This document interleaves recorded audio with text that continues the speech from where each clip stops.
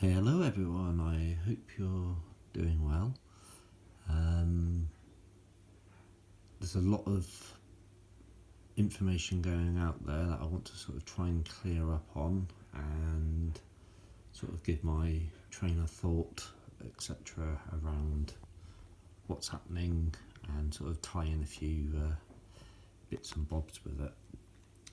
So in relation to oil migration, we've got a known kitchen that is coming sort of across to the left, and this is where sort of one of the initial discoveries was, and that's the Liao 20-2-1 oil discovery, and that is give or take about 10 to 12 miles away.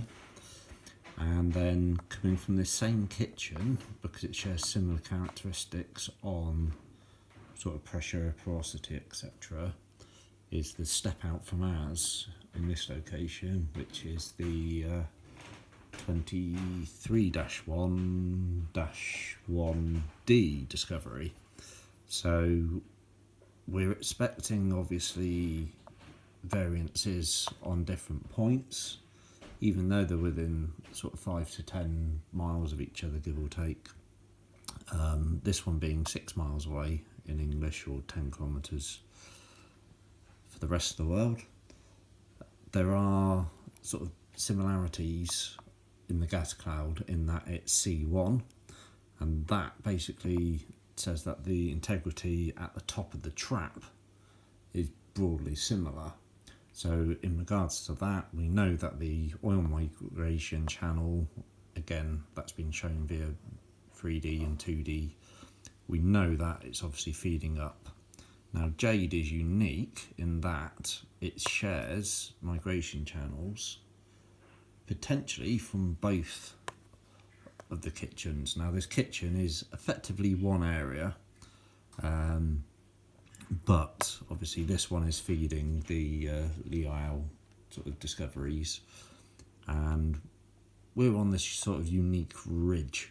Again, very similar similarities, but it will allow the second kitchen to come into play.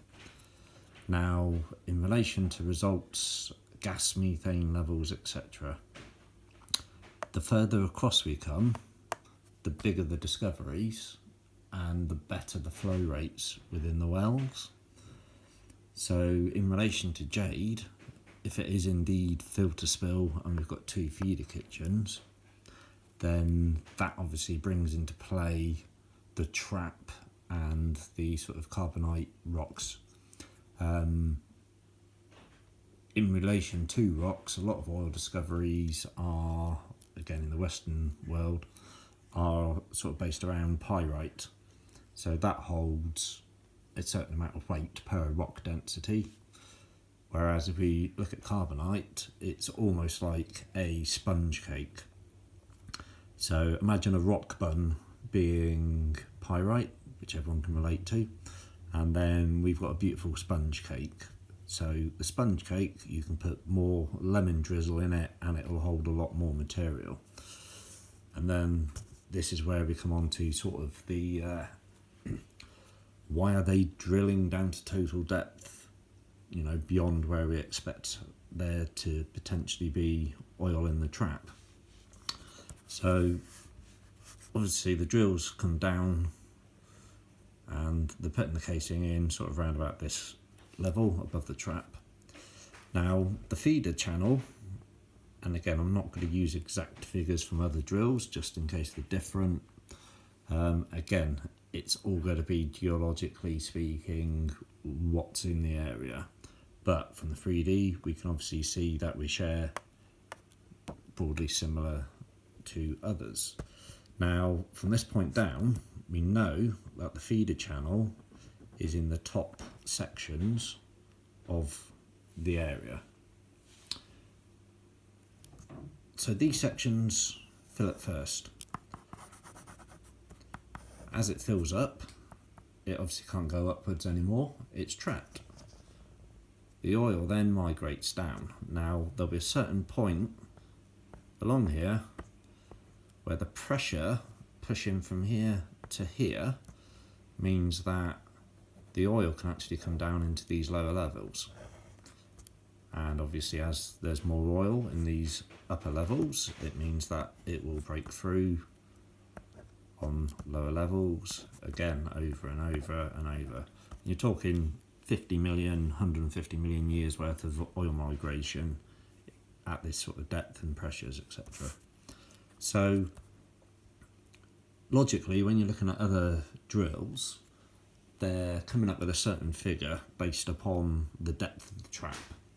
Now, the depth of the trap, in our instance, could be up to 600 metres. Now, if obviously the trap at this point here and the amount of pressure enables this to be totally filled, it might only want to produce from a smaller column section. So that's where it comes into play. Now, if they obviously try and produce oil from the whole column, let's say we hit the whole column, this section at the bottom might not be anywhere near as pressurised as the top, so it will actually bring down the flow rate. And if you're stealing the pressure from the bottom, it might actually bring down the amount of oil that you can recover ultimately, and that is a important figure going forwards into production. So with a known oil source and a known oil play, we know roughly what there should be in place. As this is slightly shallower, logic dictates that there should be a lot more pressure being able to push it up. In reality, because it is at a similar depth to the others, we effectively have got broadly similar pressure in place, logically.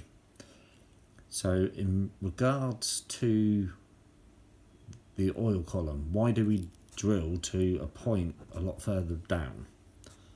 Well, it will give a brilliant interpretation of what's happening at depth. That knowledge can be shared across to others.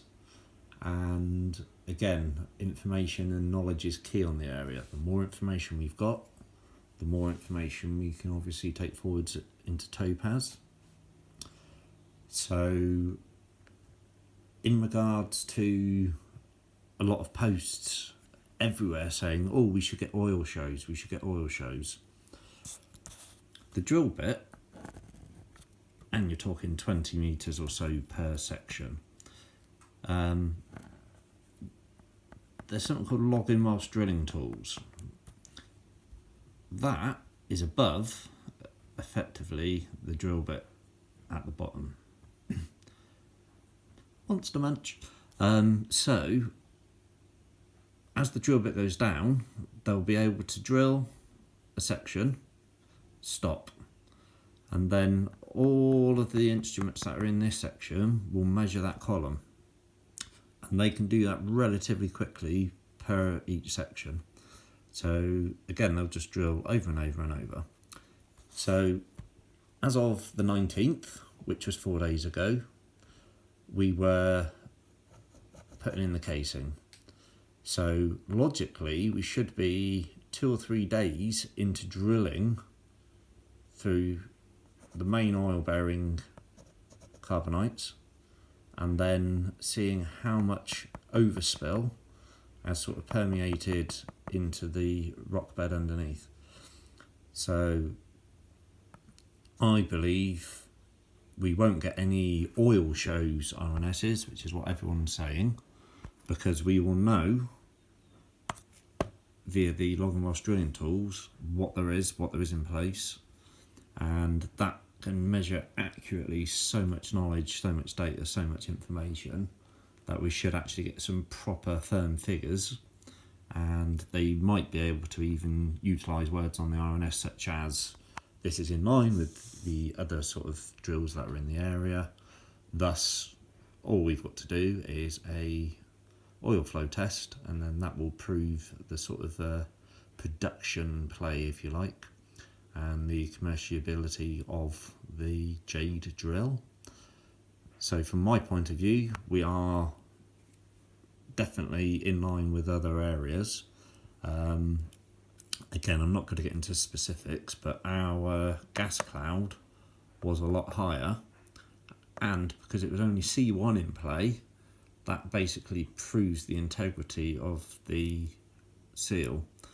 If there was C2, C3, C4 in any high amounts, then that to me is saying that there's a lot of unpressurized oil below that seal, and that is broadly similar with what AAE had, where they didn't have an actual oil source because the oil had basically migrated through. What was left in play wasn't highly pressurized. There's not a decent seal in place, so it basically evaporated off as a gas under the heat and pressure that was left over. So this is totally different system, and fingers crossed at some point in the next day or two of trading hours, we shall be finding out what we have in play, and fingers crossed it's going to be an important milestone for shareholders of Empyrean Energy. So again, thank you for your time watching this. I hope that's sort of added some knowledge and information based around, other discoveries versus what it is we've potentially got. Geologically speaking, there's a lot of similarities, but Jade is going to be sort of unique in its own right. So any questions, queries, please feel free to let me know, and I'll answer them as we go along.